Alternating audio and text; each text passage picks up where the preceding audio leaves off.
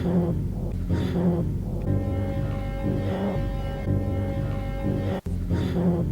can do anything I want. So can you. Hi, my name is Stephen Foster. I'm the writer and director of the Ghost Stories dub, and today we're going to be talking about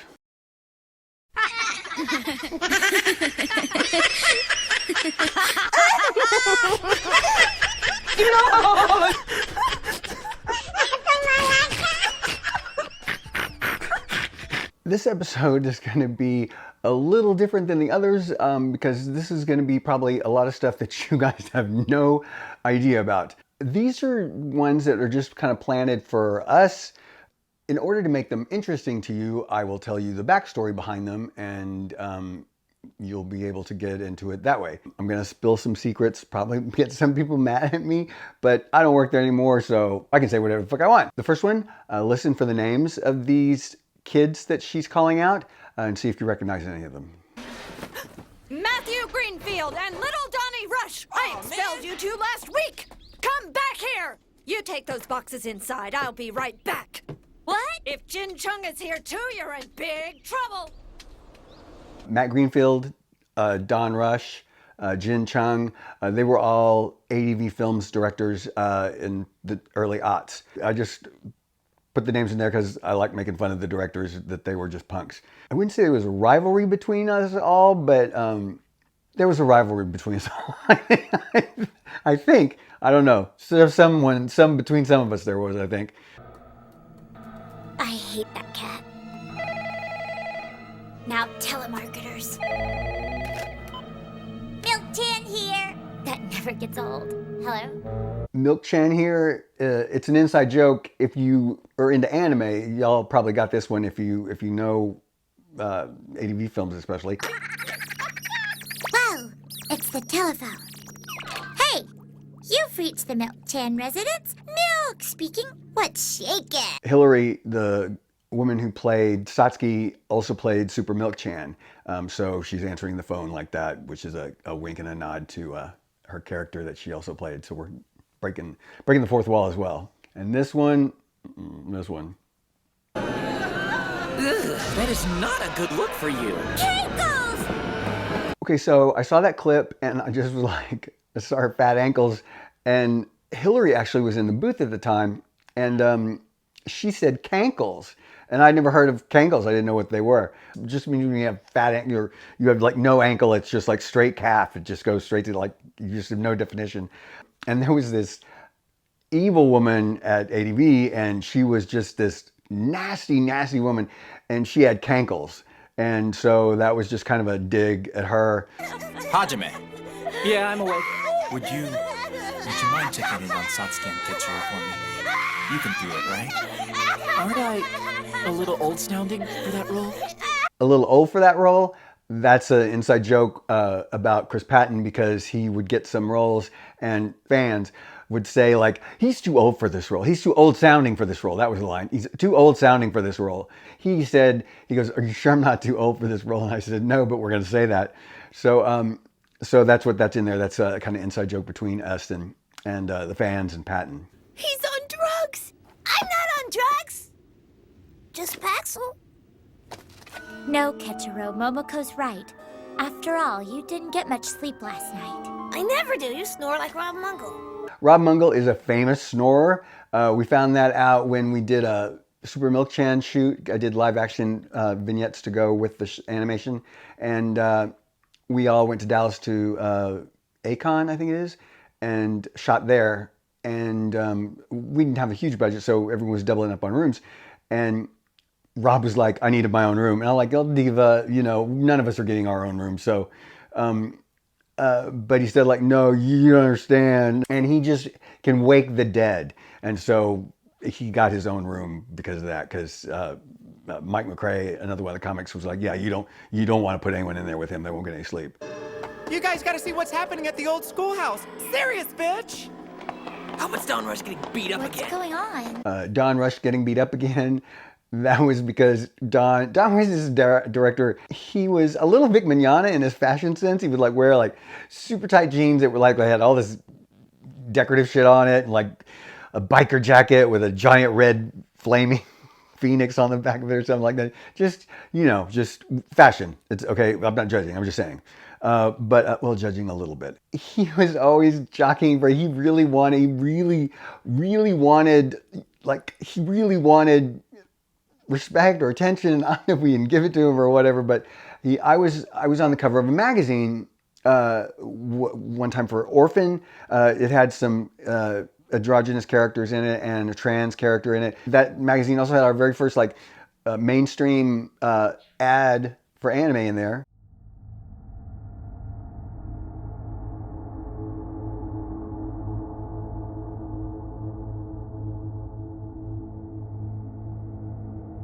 New Type USA was a magazine that ADV had.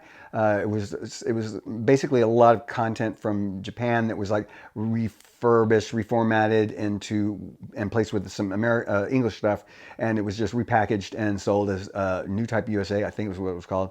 Don went. This is what I heard. Don went to the editor of New Type and said like, I want to be on the cover. I think I should be on the cover of this magazine. And they were like, why? We only have anime covers. And so when pressed, he was like, well, Steven got to be on a magazine cover. Why can't I? And so it's just like, dude, stop, please. Don't tell me there was an accident. Yeah, how'd you know? Another graduate from the Joaquin Phoenix Don Rush Driving Academy had an accident. Okay, the Don Rush Joaquin Phoenix Driving School. Joaquin Phoenix had a car accident. No one was hurt, and so made fun of that. But we also put Don Rush in there, driving school, because Don Rush got a muscle car or something like that. So he's driving down this road. I don't think he was drinking. I think he had a muscle car and he didn't know how to drive it. And he like lost control of the car.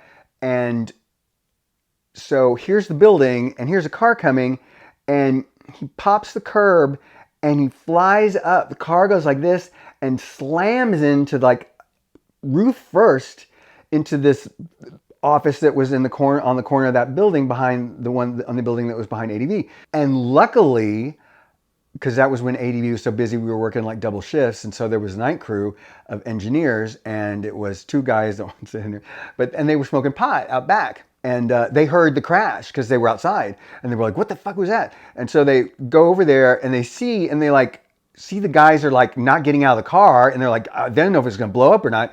And so they like, one went on the passenger side, one went on the driver's side, and they pulled them out, and they were both alive, and Don was okay. I mean, everyone wound up being okay, but it was just this thing. Someone had, when I was recording Ghost Stories, someone had drawn, because we had really talented artists at ADV, and there was a big whiteboard that was on the way to the post-production stuff. Someone had drawn a really good like car and Don's big head screaming out of it. And he came like, yo, that's not funny.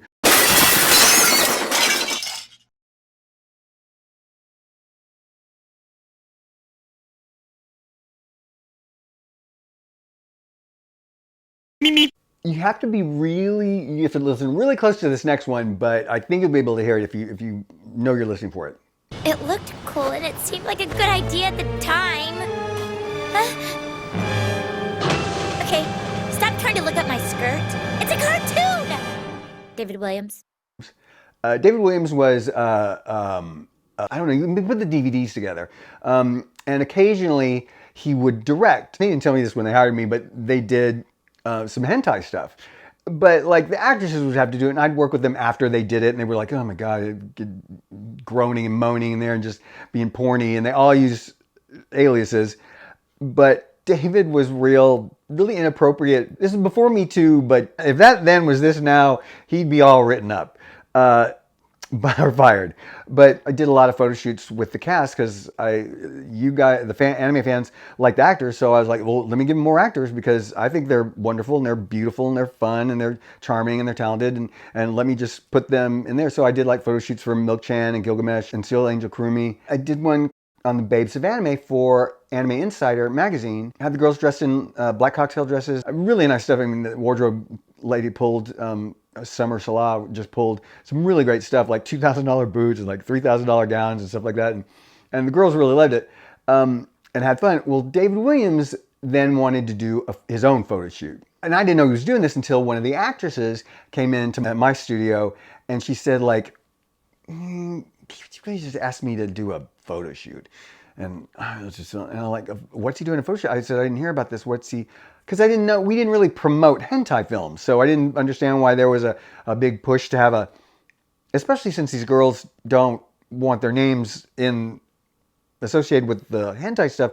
So I couldn't understand why he was wanting a photo shoot. He was doing a photo shoot with all these girls. And then she told me that it was going to be lingerie and it was going to be at his house in his bedroom.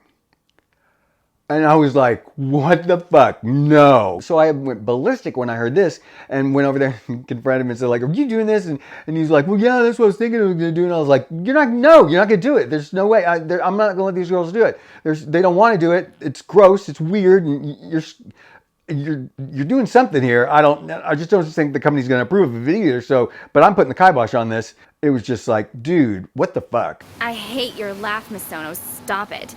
Anyway, did you hear about what happened between Wade and Honda? I knew it had to be a spell because he is so not into her. And I hear he is huge. Yeah, like an elevator button.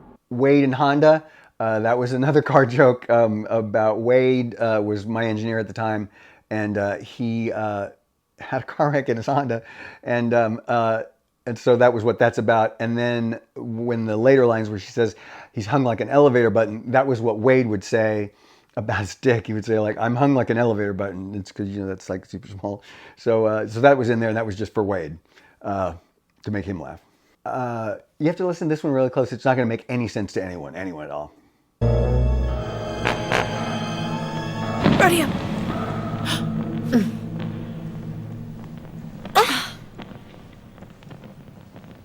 So you see how they're talking and they're like, and then when Satsuki comes up, they go, Rodeo.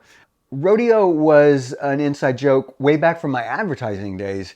There was a creative director who was doing something shifty and another writer and I wanted to find, he'd written a memo or something like that and he was like kind of naming people in there and we wanted to know what was in the memo. Debbie Dana, who was his account executive, she was like, what are y'all doing? And they go, we're going in Kevin's office because we're going to try to find this memo. And so she goes, I want to come. And so we go, yeah, you can be a lookout. So Patty and I go in the office. Debbie's standing outside his office. It was rodeo season. I said, Debbie, if you see him, give us a sign that he's coming. And she goes, I'll say rodeo. And we're like, don't say rodeo. That doesn't mean anything. It'll be suspicious or weird. Say something like, oh, did y'all find the pen on the desk? Something that would justify us being in his office. She goes, got it. As soon as she turns around, she sees Kevin coming and she goes, rodeo. So then rodeo became this inside joke for everybody that if you're talking about someone and you see him coming up, you go rodeo, so everyone knows to like, shut up, keep quiet. So, and that had traveled all the way to ADV. This one is another character at ADV. Oh, spirit of bitches. Oh, soul of skanks. And the fanboy spawn whose breath is rank. This spell gets a lot of attention on the comment section and YouTube channel, YouTube videos, and some people have even transcribed it and they've got it really close to right, but it's and fanboy spawn whose breath is rank, and that is because there was this he was skeevy like his father was. We don't know why he was on the payroll because he didn't do any work. Like one time they found him asleep at his desk with his hand in his pants on his dick. And so someone took a picture of him while he's asleep and then they photoshopped that picture onto everything, like the bridge of the Starship Enterprise. We'd get an email and it'd be like, there's his picture in the middle of Yosemite with his hand on his crotch. I didn't have anything against him until we were outside smoking one day. And so we're standing in front of the door. So Spawn is what we called him. Spawn is coming up from lunch and he's like making a beeline for the door. And Marissa was kind of like in the way, but instead of like saying, excuse me or anything, he just rammed into her like on the shoulder, just like bam, and she was like, what the fuck? And he like goes to the door and he uses his passkey to open the door. And I was like, dude, what the fuck? You just rammed into her. Are you not gonna say you're sorry in there? And no shit, he turns around and goes like this. And we were all like, whoa. Ugh. Oh, yeah. Thanks, Hajime. Huh? Oh, sure. Mrs. Manana. Hey! Are you gonna name the kid Vicky? Or Vic 2? Or Obi? Obi. Actually, I never really dated Vic. The Vic Manana business. Mrs. Manana, that's because Vic, when he first got there, and I think I said this in another video, but like I gave Vic his first job. Like Vic is Vic because of me. So blame me or thank me, whatever the case may be. But so he like pulled me aside one day when he was leaving a session. He goes like, "Hey, Hillary, she dating anybody?" And I said like, "Well, I mean, she dates. Why?" And so he goes like, "Well, I was just kind of, I was kind of thinking, I was going to ask her out." And I was like, "Oh, I don't think she does actors, Vic. I really, because I mean, she wouldn't. It's not his type. I mean, she was like, I know she was dating a guy who owned a bank that looked like Vin Diesel. So this was like the kind of guy she was dating. And Vic is not, Vic is Vic. So I was trying to let him down easy to like go, no, don't go there. You don't want to go there." But he didn't listen to me, and so he called, and Hillary then told me that he called, and I was like, "Oh yeah, he asked me about it." You just said, "What? You told him to call me?" I said, "No, I didn't tell him to." I kind of tried to steer him off of it, but so that was our dog at Hillary that, Vic, Mrs. Manana, that she was full metal disgusting and stuff like that. So that was just our little dig at Vic and Hillary. And that wraps up the inside jokes. Hope you liked them. Please subscribe, like, comment, forward, share with anybody. Thank you for watching. I really appreciate it. And that's all I got for today. Be safe, be cool, have a good time. Bye.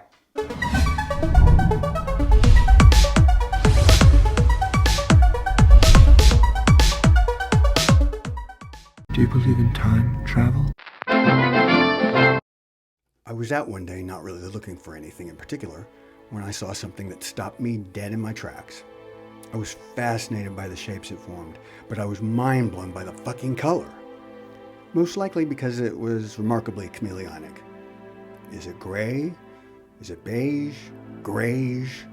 Look long enough and you'll find there's the barest blush of pale pink. A whisper of lavender. I fell in love the second I saw it. It was the only one of its kind there, so I snatched it up immediately. And quite literally, I couldn't take my eyes off them. So I filmed them as they jostled slightly while my friend was driving me home. What were they? Where did they come from? What were they called? To my absolute thrill, they lasted over 2 weeks. And frankly, even in death, they were gorgeous. You can imagine the phrases I Googled. One of them finally led me to their proper name. These supernatural beauties are called Westminster roses. And I was like, nah, that's all wrong. And in my little world, I'm renaming them ghost roses because they're ghostly beautiful. They're hard to find, so if you find them ever, grab them. And their fragrance is almost as incredible as their color.